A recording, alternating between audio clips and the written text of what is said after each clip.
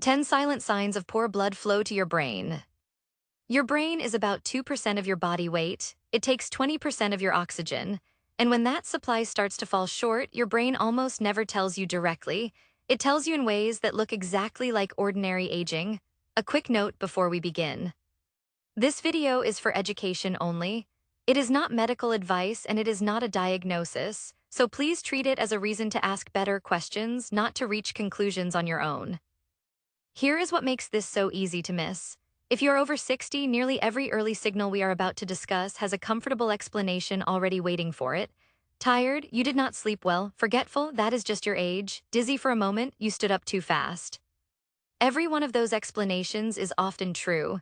And that is precisely the problem, because the true explanation and the important one can look identical from the outside. The reason your brain behaves this way comes down to appetite. No other organ burns fuel at that rate, and unlike your muscles or your liver, your brain has almost no way to store energy for later. It lives paycheck to paycheck, second by second, entirely dependent on the blood arriving right now. So when the flow narrows, it does not shut down and it does not sound an alarm. It starts economizing. It borrows from one job to protect another. And what you notice is not a warning light, but a slight dulling of something you always took for granted. Picture a network of rivers feeding a large, busy city. As long as the water keeps moving, the city thrives. Narrow a few channels, though, and the trouble does not appear where the blockage is.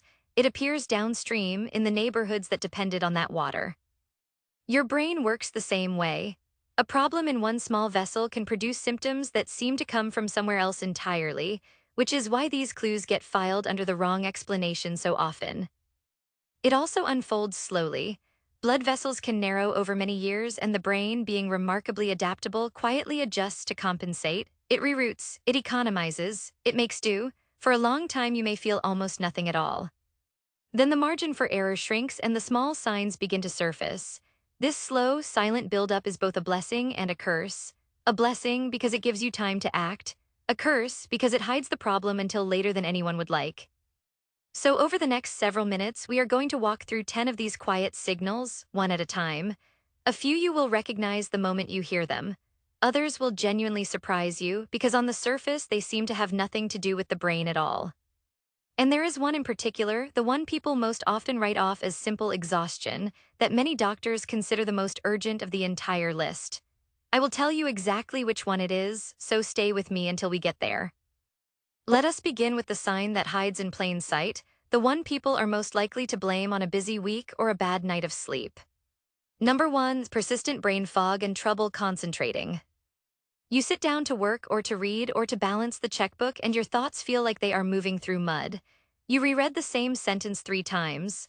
The word you want is right there on the tip of your tongue and then it slips away. This foggy, sluggish feeling is one of the most common and most overlooked signs that the brain may not be receiving the rich blood supply it needs to think clearly. Here is why. The regions of your brain responsible for focus and problem solving are metabolically hungry, meaning they burn through fuel quickly. When circulation dips, these demanding areas are often the first to feel the shortage. The lights do not go out completely. They just dim, and a dimmer brain works harder to do less. What makes this sign tricky is that it fluctuates. On some days the fog lifts and you feel like your old self, sharp and capable. On others it settles in thick and heavy. This inconsistency fools us into thinking it must be about sleep or mood or the weather, because surely a real problem would be there all the time. But circulation naturally rises and falls with your activity, your hydration, your blood pressure, and countless other factors. A brain running close to the edge of what it needs will perform brilliantly one day and struggle the next. Consider a woman we will call Margaret, a retired schoolteacher in her late 60s. For decades, she prided herself on her sharp memory and quick wit. Then, over the course of a year, she noticed she was losing her train of thought mid-conversation. She assumed it was just part of aging and said nothing. It was only during a routine visit, when she mentioned it almost as an afterthought, that her doctor began looking into her circulation. Margaret's story is common precisely because the fog feels so ordinary. And that is the danger. When a warning sign feels normal, we stop paying attention to it. Of course, fogginess is something you feel on the inside. The next sign is one your body acts out physically, and it tends to strike at a very specific moment. Number 2, dizziness or lightheadedness, especially when standing up. You rise from a chair or step out of bed, and for a few seconds the room seems to tilt or swim. Maybe you reach for the wall to steady yourself. Many people experience this now and then and think nothing of it. But when it happens often, it may be your brain briefly protesting a drop in the blood reaching it. Gravity is constantly working against your circulation. Every time you stand, your body has to push blood upward against that pull to keep your brain supplied. In a healthy system, this adjustment happens instantly and invisibly. When circulation is compromised, that split-second correction can lag, and the brain gets a momentary shortfall of oxygen. The result is that swimming, floating, unsteady sensation. There is a practical reason this sign is worth watching, beyond the discomfort of the moment. That brief unsteadiness can throw off your balance just long enough to cause a stumble or a fall, and for older adults in particular, a single fall can change the course of everything that follows. So this is not only a clue about circulation. It is also, in a very real way, a matter of safety. This particular symptom deserves respect because balance and blood flow are so tightly linked. Frequent lightheadedness could be associated with problems in how blood is being delivered to the brain, and it may be worth mentioning to a healthcare professional rather than simply waiting it out. What feels like a harmless head rush might be a small window into something larger. And speaking of things that seem harmless, the next sign is one almost everyone dismisses because we have all been taught to blame it on stress. Number 3, frequent or unusual headaches. Headaches are so common that we rarely stop to ask what is really behind them. We reach for a pill, dim the lights, and move on. But a change in the pattern of your headaches, especially headaches that feel different from your usual ones, can sometimes be linked to changes in how blood is circulating through the vessels of the head and neck. The blood vessels that feed the brain are wrapped in nerves that are extremely sensitive to pressure and flow. When circulation becomes strained, these vessels can send out pain signals as a kind of protest. Some people describe a dull, pressing ache. Others notice pain that settles at the back of the head or behind the eyes. The specific feeling matters less than the change. A headache that is new, more frequent, or simply not like anything you have felt before is worth paying attention to. There is a man we might call Frank, a retired mail carrier who had gone most of his life without ever needing so much as an aspirin.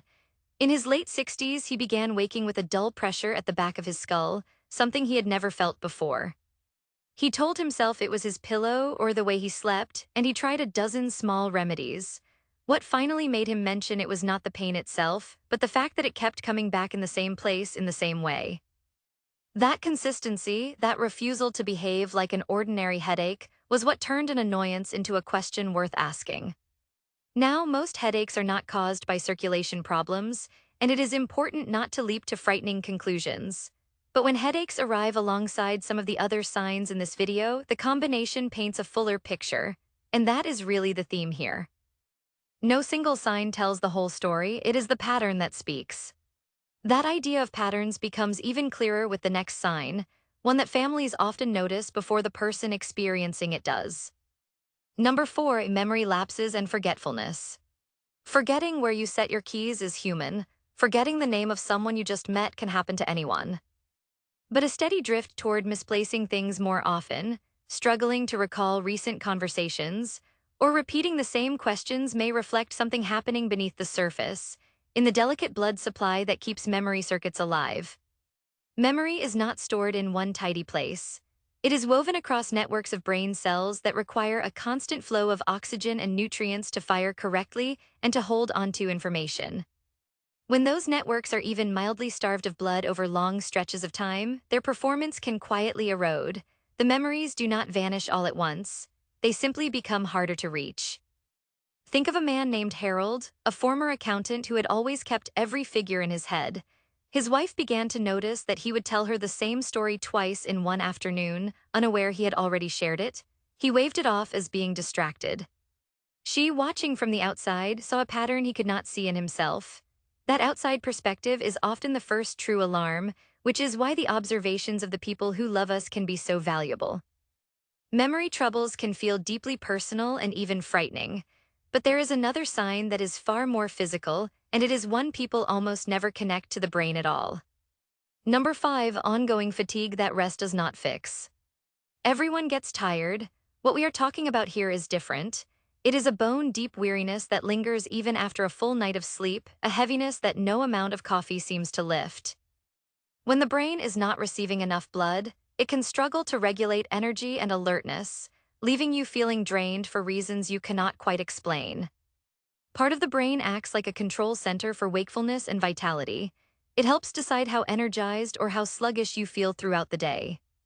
If the blood supply to these regulatory zones is reduced, that internal thermostat can drift out of balance and the whole body pays the price. You feel worn out not because you did too much, but because your brain is quietly working overtime just to keep up. There is a useful way to tell this kind of fatigue apart from the ordinary variety. Normal tiredness responds to rest. You sleep, you recover, you feel restored. The fatigue tied to poor circulation tends to ignore rest altogether. You can sleep 9 or 10 hours and still wake feeling as though you never slept at all. It is less like being tired and more like running an engine that is not getting quite enough fuel, no matter how long it idles. This kind of fatigue is easy to explain away. We blame our schedules, our age, our stress, and often those really are the cause. But when tiredness settles in and refuses to leave, and especially when it arrives together with fogginess or dizziness, it may be worth considering whether circulation is part of the story. It could be a sign that your body is asking for a closer look. The next sign shifts our attention to the senses, and it is one that many people find genuinely surprising. Number 6, ringing or buzzing in the ears. That high-pitched ringing, hissing, or buzzing sound that appears when everything else is quiet has a name. Doctors call it tinnitus, which simply means hearing a sound that has no source outside your body. Most people connect it to loud noise or aging ears, and often that is exactly right. But the inner ear is an extraordinarily blood-hungry structure, and changes in circulation can sometimes show up as this phantom sound. The tiny hair cells inside your ear that translate vibration into hearing rely on a precise and delicate blood supply. They are so sensitive that even small disruptions in flow can throw off their signaling, producing that persistent ring. Some people describe it as a background hum they only notice at night. Others find it steady and hard to ignore. Now, tinnitus has many possible causes, and most of them have nothing to do with the brain's blood supply. But when the ringing is new, when it pulses in rhythm with your heartbeat, or when it joins the other signs we have discussed, it becomes another piece worth mentioning to a professional. The ear, it turns out, can sometimes echo what is happening in the vessels nearby. If your ears can hint at circulation, so can your eyes, and the next sign is one you should never simply wait out. Number 7, blurred, dimming, or briefly lost vision. Vision depends on a rich and reliable stream of blood reaching both the eyes and the visual centers at the back of the brain. When that stream falters, you might notice moments when your sight blurs, dims, or seems to develop a gray or dark patch that comes and goes. Sometimes it affects one eye, sometimes it touches both. The pathways that carry sight are long and demanding, stretching from the eye all the way to the rear of the brain. Along that entire route, they depend on steady circulation. A brief interruption can cause a fleeting visual disturbance, a moment where the world seems to fade or shimmer before returning to normal. Because it passes so quickly, people often convince themselves they imagined it. Here is where I want to be especially careful and clear.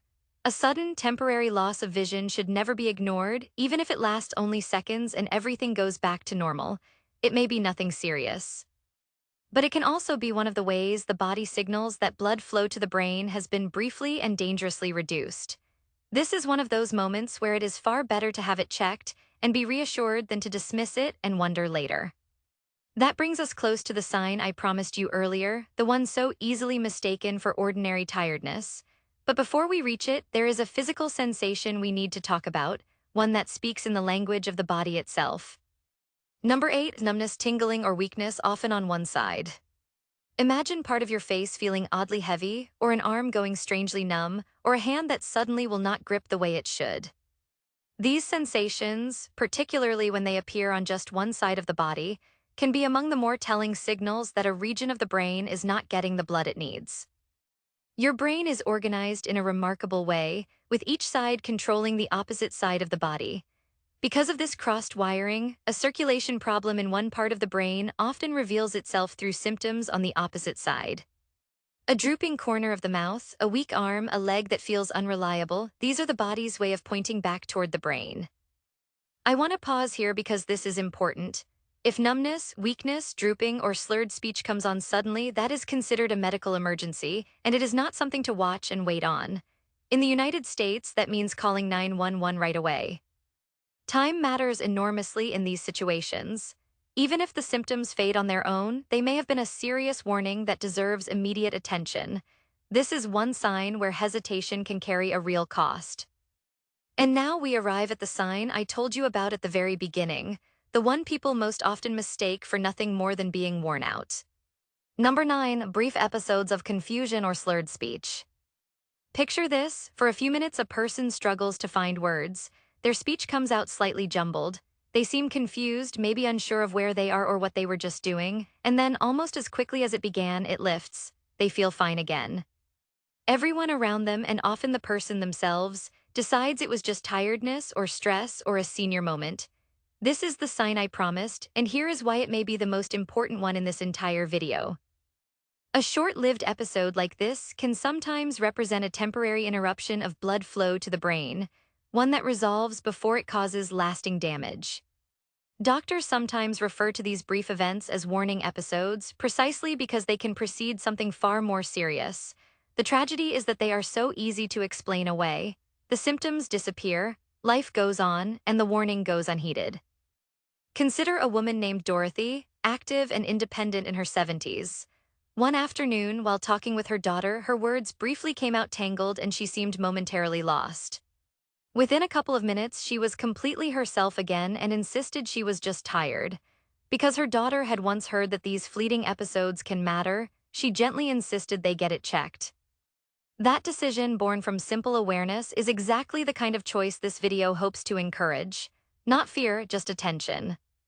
The reason this sign stands out is that it is transient. It comes, it goes, and it leaves almost no trace except in memory. That is what makes awareness so powerful. If you know that a brief spell of confusion or garbled speech can be meaningful, you are far less likely to shrug it off. And that knowledge alone can change everything. There is one more sign to cover, and it is perhaps the most human of them all because it touches not the body but the mood. Number 10, unexplained changes in mood or personality.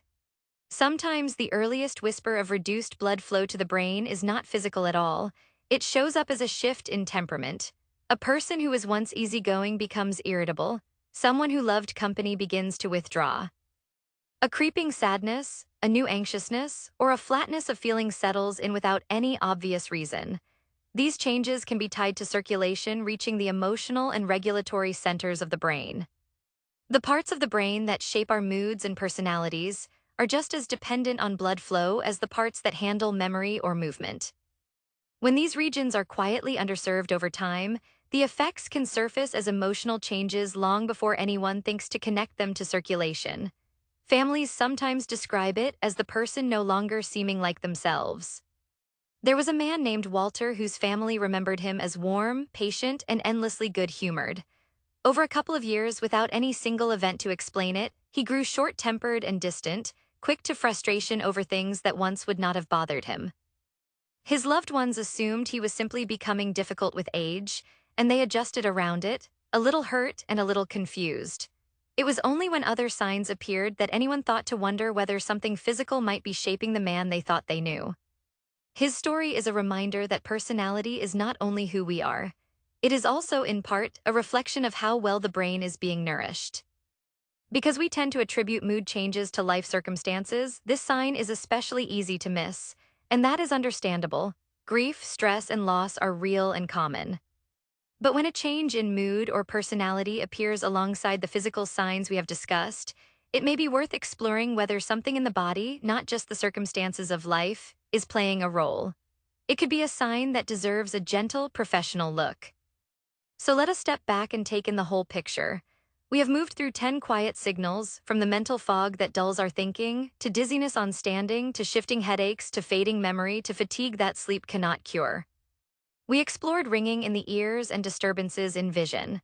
We talked about numbness on one side of the body, those brief and easily dismissed episodes of confusion or slurred speech, and finally the subtle changes in mood that can slip past everyone unnoticed. If there is a single thread running through all of them, it is this: the brain rarely shouts, it whispers. And reduced blood flow tends to reveal itself not in one dramatic event, but in a scattering of small, ordinary-seeming clues that are all too easy to blame on age, stress, or a rough night. Come back to the number we started with because it explains everything that followed. 2% of your body weight, 20% of your oxygen. That is the most lopsided arrangement anywhere in human biology, and it is exactly why even a modest drop in circulation can ripple outward into so many different symptoms across the body and the mind. A small shortfall in one small organ, and suddenly your memory, your balance, your vision, your energy, and even your temperament can all shift at once. Nothing else in the body is quite so demanding, and nothing else pays such a wide price when its supply runs thin. It also helps to remember that circulation is not fixed in stone. The health of your blood vessels responds over time to the way you live. The things that support a strong and steady heart tend to support a well-nourished brain as well. Staying physically active, not smoking, keeping blood pressure and blood sugar in a healthy range, eating in a way that is kind to your arteries, and staying connected and mentally engaged all play a role in how freely blood moves to the place that needs it most. None of these are guarantees, and none of them replace professional care, but they are reminders that much of this story is still being written, and you hold more of the pen than you might think. None of this is meant to frighten you, quite the opposite.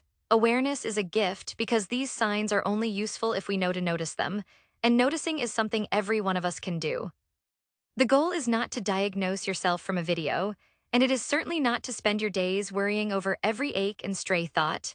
The goal is simply to listen a little more closely to a body that has been speaking to you all along. If any of what we discussed felt familiar, whether in yourself or in someone you love, please consider it an invitation to have a calm, honest conversation with a healthcare professional, not out of panic, but out of care. And if you take just one idea away from all of this, let it be this. The most dangerous signs are rarely the loudest ones. They are the quiet, forgettable moments we talk ourselves out of taking seriously. Awareness turns those forgettable moments into meaningful ones, and that small shift in attention is something no medicine can give you. It is entirely yours. I would love to hear from you. Of the 10 signs we covered today, which one surprised you the most, or which one made you think of someone in your own life? Share your thoughts in the comments below, because your experience might be exactly what helps another viewer pay closer attention at the right moment. If this video helped you understand your body a little better, consider sharing it with someone who might need it, and subscribe so you can keep learning how to protect the quiet, tireless organ that makes you who you are. Thank you for watching, and take good care of yourself.